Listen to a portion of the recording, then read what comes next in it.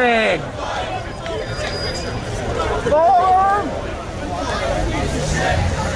God hates dumbasses!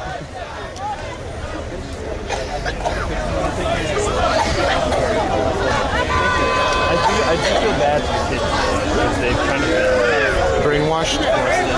Well, we can't save every soul.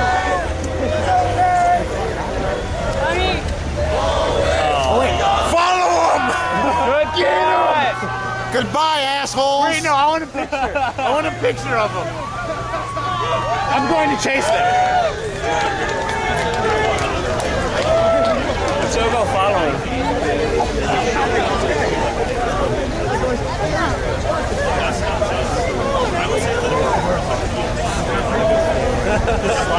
Everyone's waiting. Thunderfoot, he's right in front of me.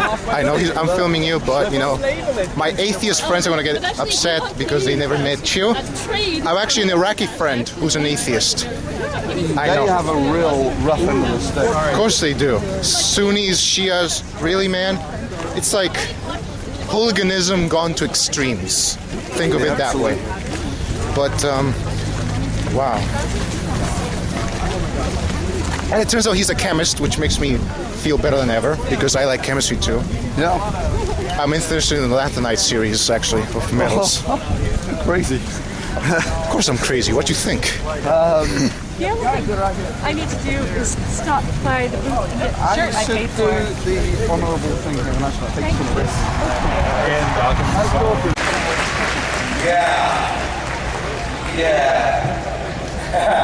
Our next speaker, folks, was a member of the Maine legislature for 10 years. He's also the author of Attack of the Theocrats, and he's currently the Director of Strategy and Policy for the Richard Dawkins Foundation. You're in for a treat. This is one of the most entertaining and passionate speakers I've ever had the pleasure to listen to. Mr. Sean Faircloth.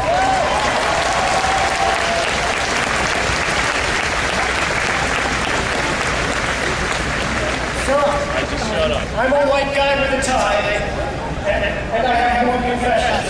Yes, I have been a politician, a lawyer, and a lobbyist.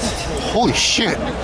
He's got the whole package. But I'm here to say to the young people here that if there could be lawyers, lobbyists, and politicians for injustice, you could be lawyers and lobbyists and politicians for justice, and I ask you to do it. I ask you to do it.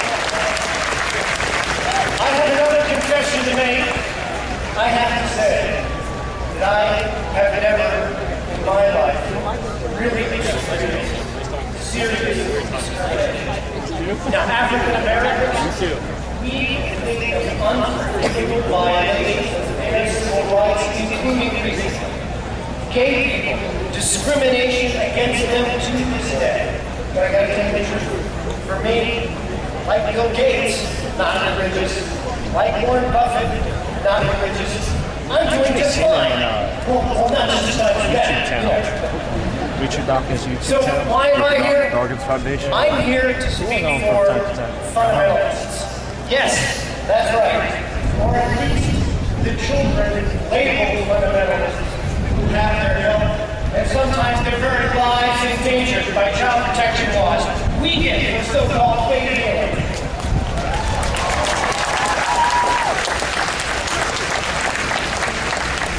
Also, child care center laws weaken for religious child care that even neglect children. I am here for more than 1 million girls in fundamentalist schools today who, based on a religious loophole in Title IX, could be taught in school in 2012 that women must be subordinate. Let's speak out for those girls. Yeah. It's cool. I am here today with a fundamentalist who is fired from a taxpayer-funded, faith-based initiative because they were the wrong type of fundamentalist. True story. It's wrong. We'll speak out for them. I'm here for the religious going blind from macular degeneration whose eyesight might be saved if religion were not impeding stem cell research. We have to stand up for that.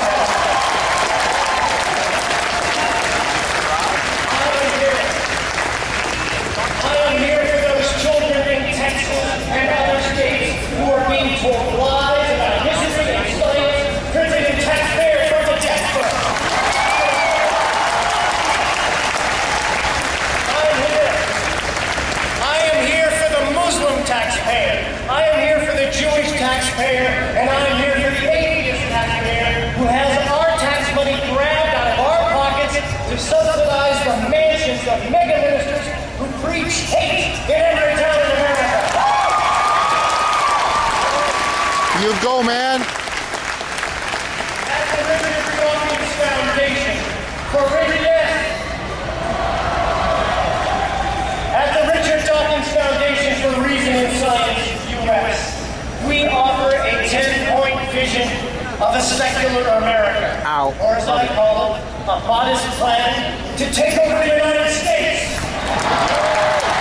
Yes! Let us start with our evil plot. It is not a plan to exclude. It is rather a plan to include. Yeah. Oh, sorry. Move your ass. That Ow. any ancient document can deny any human being their human rights.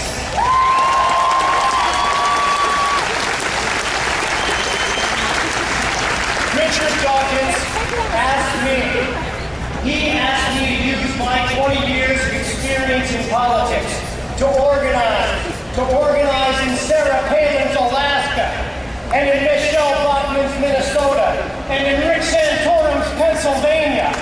Yes! Down with Santorum. Working with every one of you in every single state of the Union, we will bring back James Madison's Constitution.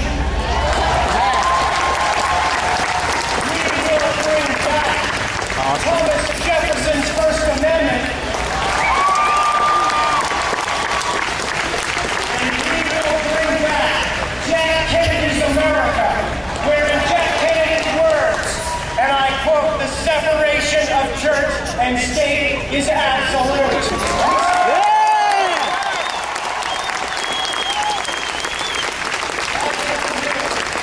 I tell you today that I am devoting my life to our cause, and I ask you to devote yourselves to this cause in every single state working together, because we're not on a mission from God, but we are on a mission from Jefferson and Madison and Kennedy.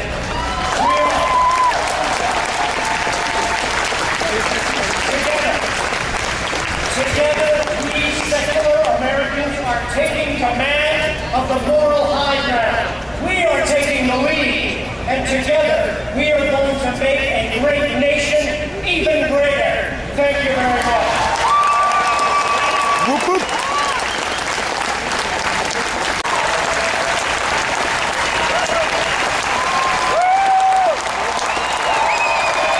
Richard! We love you! We love you, Richard! I want to have your babies. Marry me! No, just kidding. I'm too... No, I'll marry you. I'm not kidding. Richard! Richard! Does that have a zoom on it? Yeah, bitch. Look at that. the TV so you can actually see I know. Richard! He's so happy. Look at him. Oh. Richard! What a magnificent, inspiring sight. I was expecting great things even in fine weather. In the rain, look at this. This is the most incredible sight I can remember ever. Yes, Richard!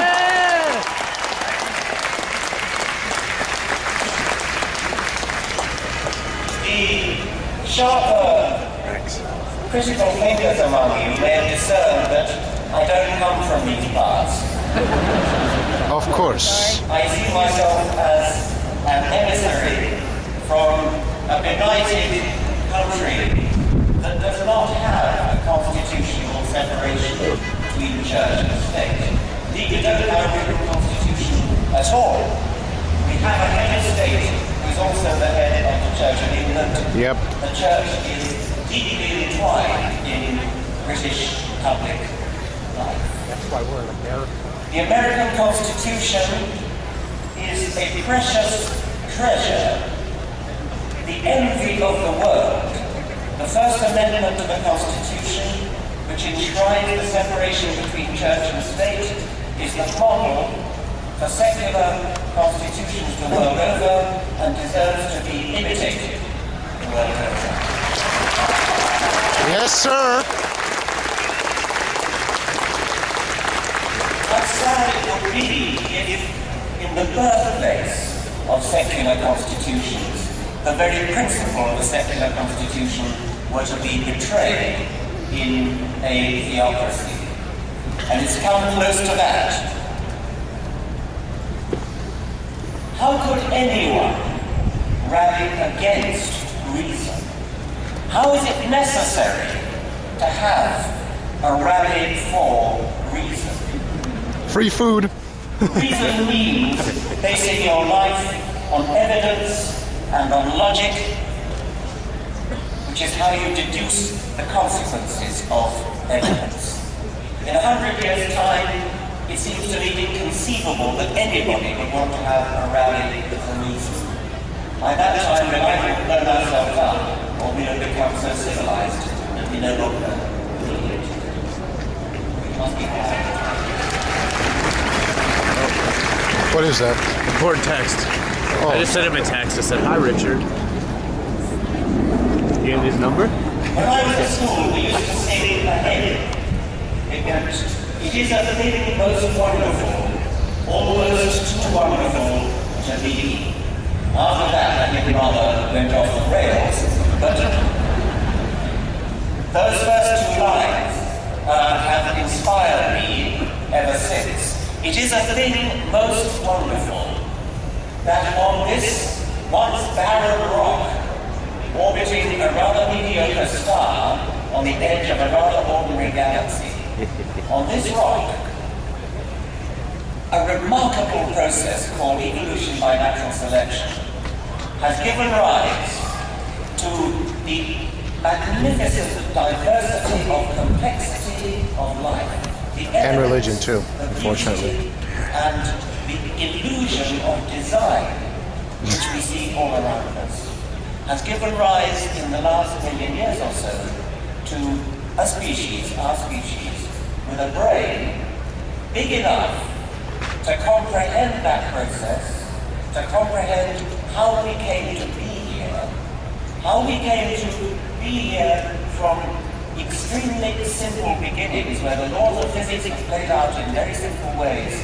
The laws of physics have never been violated, but the laws of physics are filtered through this incredible process called evolution by natural selection to give rise to a brain which is capable of understanding the process, a brain which is capable of measuring the age of the universe between 13 and 14 million years, of measuring the age of the Earth between 4 and 5 million years, of knowing what matter is made of, knowing what we are made of atoms, brought together by this mechanical, automatic, unplanned, unconscious process, evolution by natural selection. That's not just true, it's beautiful.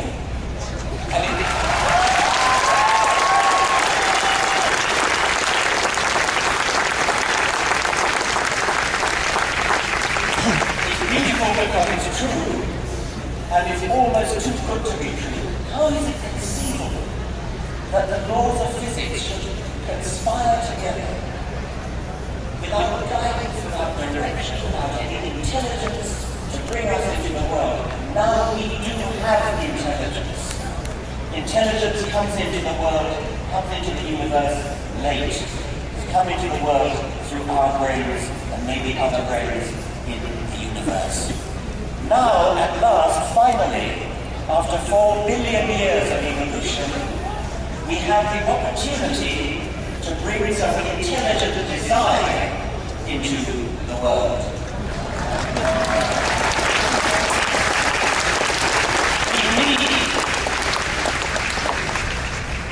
We need intelligent design.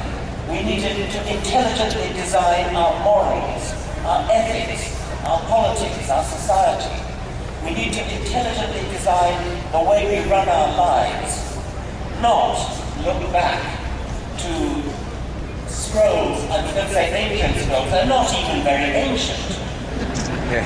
About 800 BC, the book of Genesis was written. I am often accused of expressing contempt and despising religious people. Bullshit. I don't despise religious people. I despise what they stand for.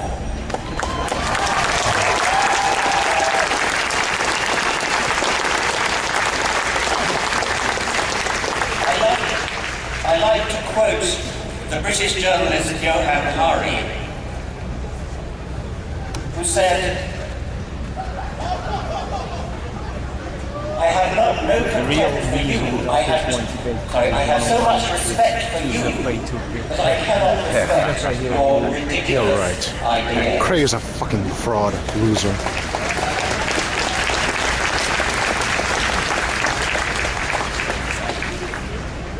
The electromagnetic spectrum. I know. There were people passing out Ray comforts. There's some kid trying to give me some Ray comforts. Gamma rays is very short. And visible light, that which we can see, is a tiny little sliver in the middle of that electromagnetic spectrum. Science has broadened out our perception of that spectrum to long-wave radio waves on the one hand and gamma rays on the other. I take that as being symbolic of what science does generally. It takes our little vision, our little parochial small vision, and broadens it out. And that is a magnificent vision for what science can do. Science makes us see what we couldn't see before. Religion does its best to snuff out even that light which we can see.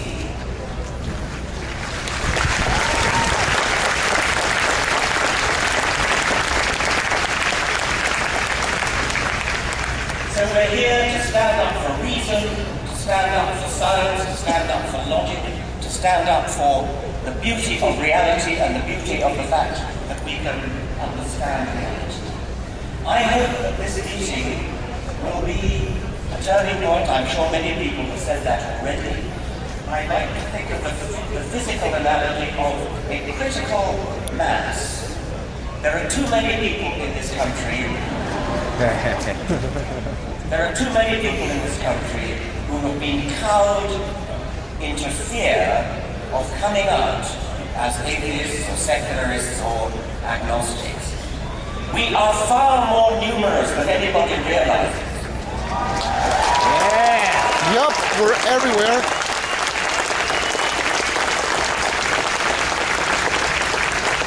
We are approaching a tipping point.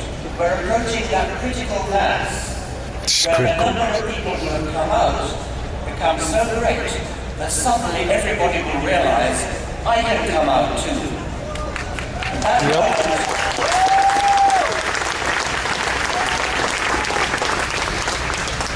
moment is not far away now, and I think that with hindsight, this rally in Washington will be seen as a very significant tipping point on the road. Yes, sir.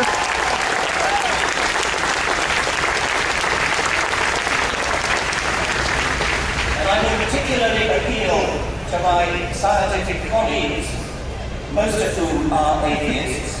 If you look at the members of the National Academy of Sciences, about 90% of them are non-believers, and exactly mirror image of the official figures of the country at large. If you look at the Royal Society of London, the equivalent for British Commonwealth, again, about 90% of them are atheists. But they mostly keep quiet about it. They're not ashamed of it. They just can't be bothered to come out and express what they feel.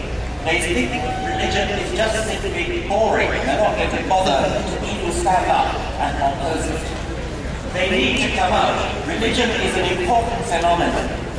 40% at least of the American population, according to opinion polls, think that the world, the universe, is less than 10,000 years old. Ooh. That's not just an error, that's a preposterous error.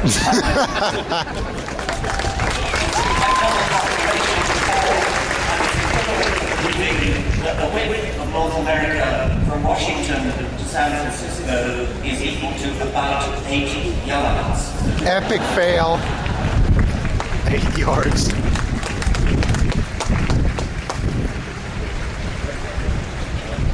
I don't know that I believe that 40% figure. Basically stands out to be apparently so for about ever since the 1980s.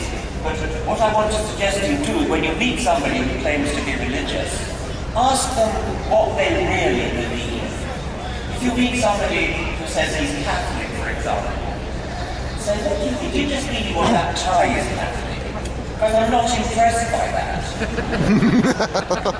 We just ran a poll, my foundation in Britain, just ran a poll in Britain, in which we took those people who had ticked the Christian box in the census, and by the way, that figure has come down dramatically. We just took the people who ticked the Christian box, and we asked them, why did you tick the Christian box? And the most popular answer to that question was, oh, well, I like to think of myself as a good person. Well, we all like to think of ourselves as good people. Atheists do, Jews do, Muslims do.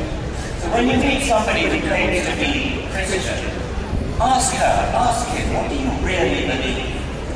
And I think you'll find that in many cases, they give you an answer which is no more convincing than that I like to be a good person. By the way, when we went on to ask a specific question of these, only 54%, what do you do when you're faced with a moral dilemma? Where do you turn?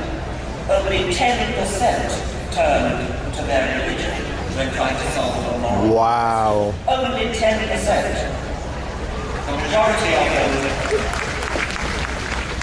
The majority of them said, I turn to my innate sense of goodness. And the next most popular answer was, I turn for advice to relatives and friends. So when I meet somebody who claims to be religious, my first response is, don't believe you. I don't believe you until you tell me. Do you really believe, for example, if they say they're Catholic, do you really believe that when a priest blesses a wafer, it turns into the body of Christ? Are you seriously telling me you believe that? Are you seriously saying that wine turns into blood? Mock them, ridicule them.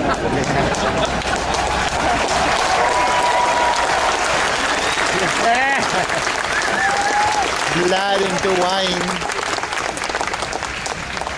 Don't fall for the convention that we're all too polite to talk about religion. Religion is not off the table. Religion is not off limits. Religion makes specific claims about the universe which need to be substantiated and need to be challenged and, if necessary, need to be ridiculed with contempt.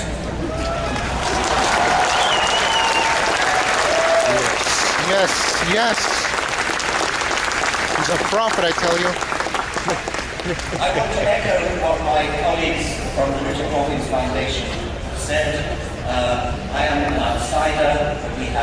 We're well staffed in America, and we're going to spread the word along with our colleagues in other organizations throughout the length and breadth of this land. This land, which is the fountainhead, birthplace of secularism in the world. As I said before, don't let that tradition down. Thank you very much. Of course.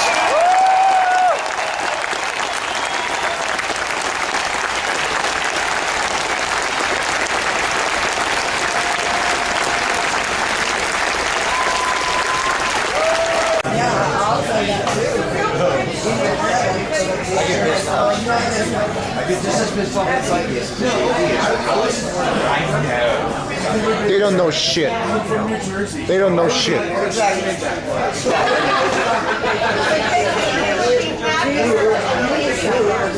Hey guys, I read an old book. I know everything. I read an old book, so I know everything, and you can't question me. And I want you to follow my laws, and I want to. And don't even think that you have the right to privacy. That's a sin. It's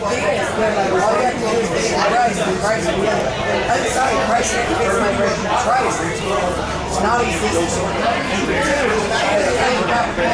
existing.